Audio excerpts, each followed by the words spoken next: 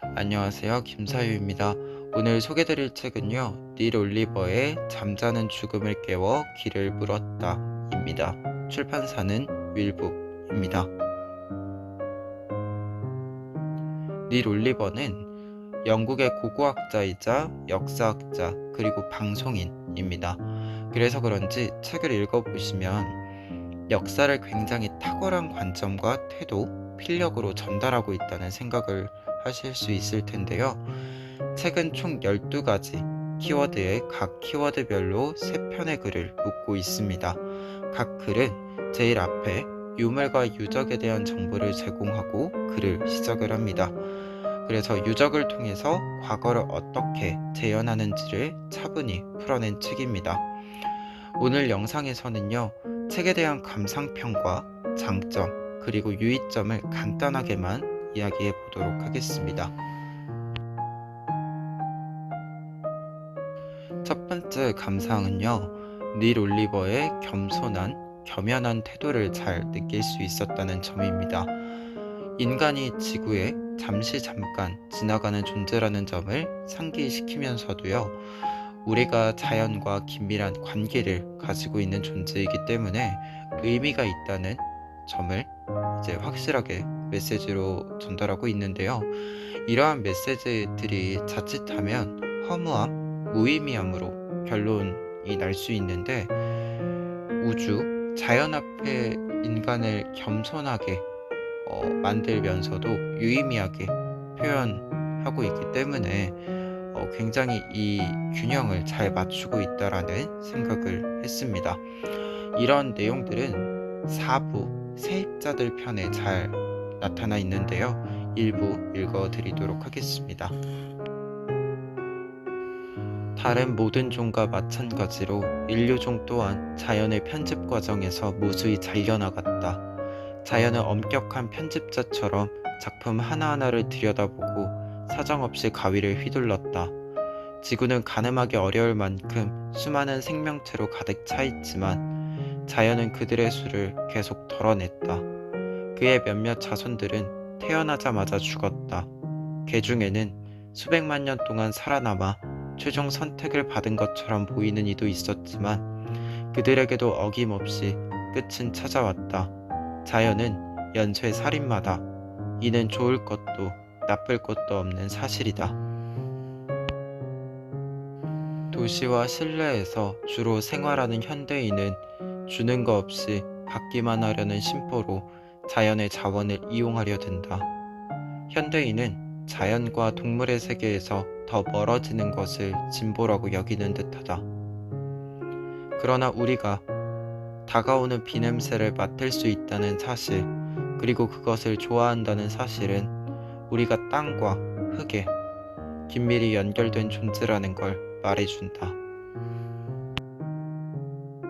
두 번째 감상평은요, 앞서도 말했지만 유물과 유적을 통해 과거를 재현하는 일을 잘 보여주는 책인데요. 그런데 이 재현의 과정에서 작가가 사용하는 상상력의 따뜻함과 애틋함이 담겨져 있습니다. 개인적으로는 이 특징이 이 책의 가장 큰 장점이라고 생각을 하는데요. 우선 예로 읽어 드릴게요. 어떤 학자는 네안데르탈인이 언어보다 더 단순한 방식으로 서로 소통했을 거라고 본다. 성경엔 태초에 말씀이 있었다 라는 구절이 나온다. 그러나 어쩌면 언어보다 먼저 사랑이 그곳에 있었다. 우리의 감정들은 우리가 새로 익힌 것이 아니라 상상하기 힘들 만큼 척박한 세상에서 근근히 살아가던 우리의 선조가 남겨준 유산이다. 땅속에서 찾아낸 화석들은 우리에게 여러 역사적 사실과 지식을 들려주지만 누군가가 다른 누군가에게 왜 그토록 소중한 존재였는지 알려주지 않는다. 한 사람 한 사람은 딱히 명백하지 않은 수만 가지 이유로 귀하고 특별한 존재다.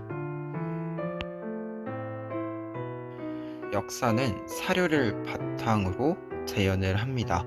그런데 이 사료는 온전하지도 완벽하지도 않은 증거, 구조이기 때문에 역사를 재현할 때 재현하는 사람들의 상상력이 필요한데요.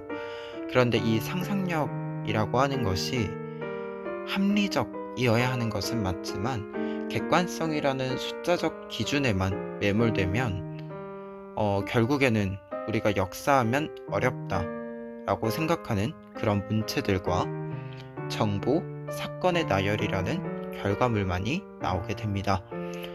사실 가끔 이런 것들이 필요하기도 한데요. 근데 또 이러한 부분들이 역사 분야가 대중들에게서 한 발짝 멀어지는 원인이라는 점도 부정할 수는 없습니다.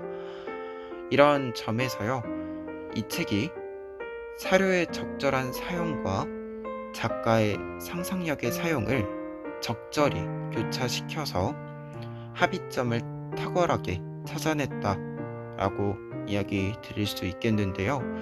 그래서 이 책은요, 역사에 대해서 잘 모르더라도 충분히 감상하면서 읽을 수 있는 책이다. 이렇게 제 감상평의 결론을 내보겠습니다.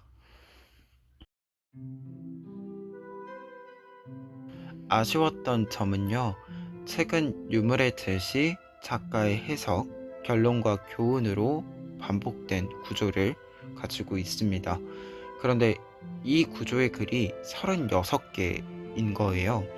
그래서 뒤로 갈수록 이게 이 감상에 무덤덤해지는 부분들이 생기기도 했고 약간은 느슨해지는 그런 부분들도 있었습니다. 그래서 한 번에 읽기보다는 좀 나누어서 읽는 것을 추천드립니다. 책의 12가지 키워드들은요, 우리의 삶이랑 굉장히 밀접한 관련이 있는 단어들입니다.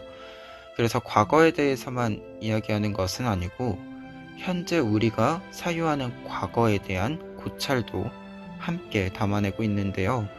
이런 점을 보면 처음에도 이야기했지만 역사를 연구하는 모습으로나 이것을 대중에게 전달하는 표현력으로나 탁월한 능력을 갖춘 작가의 책이다.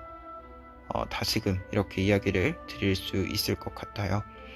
특히 이런 탁월한 부분들, 역사의 연구 부분들, 이러한 것들은 좀 후반에 나와 있는데요.